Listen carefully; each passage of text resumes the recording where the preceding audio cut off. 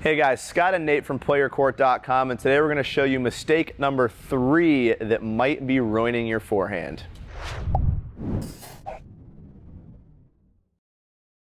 Alright guys, today we're going to show you mistake 3 of 3 that might be hurting your forehand. This video is for players with a PlayYourCourt rating of 50 to 70. If you're not familiar with our rating system or in our community, I guess you hate the environment.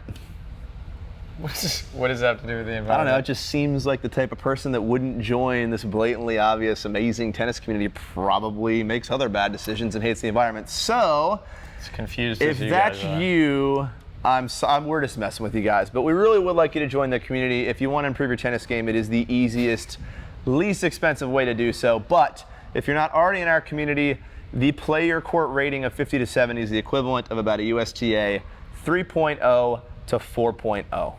All right, guys, so now that we got Captain Talk-A-Lot out of the camera. It's rude. A little bit. We can go ahead and get into today's forehand killer. And what we're talking about, it's again a mistake that we see with joint position, but it's something that's a little bit unique to the semi-Western. It doesn't mean that it doesn't happen with the Eastern and Continental, but we do see it more prevalent in the semi-Western. All right, so as a coach working with my students, I run into this all the time. Somebody has made the change to semi-Western and they're not getting the joint position quite right.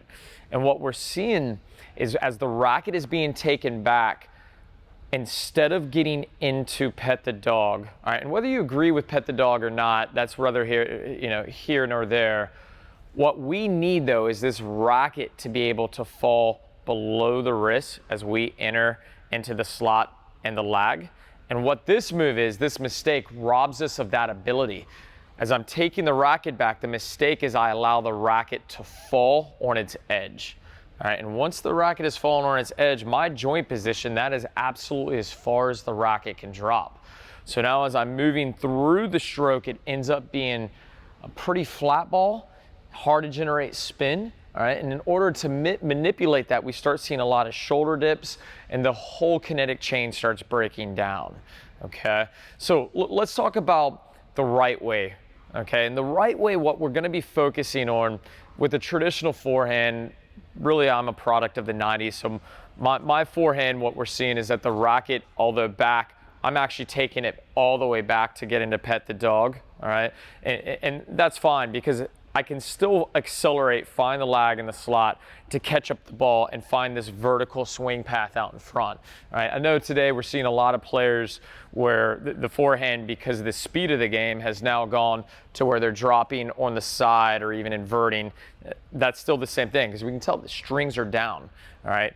But this is really the product that we want to find in order to get the lag into the slot and generate this big spin.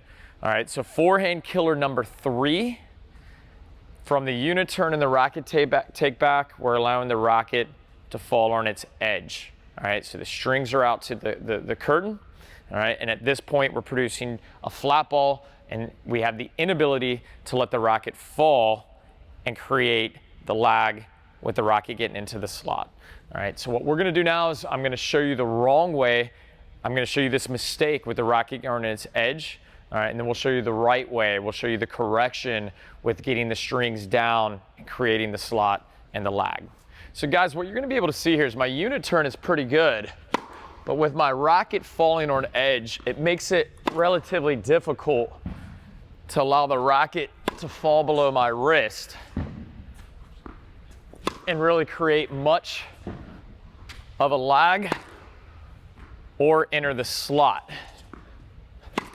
And guys, if you've got wrist problems, this could be a huge culprit. I've got my wrist taped up because I've had an issue with the TFC and the ECU, all right, and that was something completely unrelated to tennis, but man, this is firing my wrist up, right? It's just a lot of pressure having everything, the weight back behind, and the inability to get this racket down, okay? So if you have wrist issues, this might be the culprit. If you have an inconsistent forehand, the inability to get more spin or more velocity, this could be the culprit. All right, so we're gonna show you now the right way, probably the more advanced way, the more efficient way to get to a fluid, more powerful forehand. And this will be with the strings down, the pat the dog on the side. Let's take a look at that now.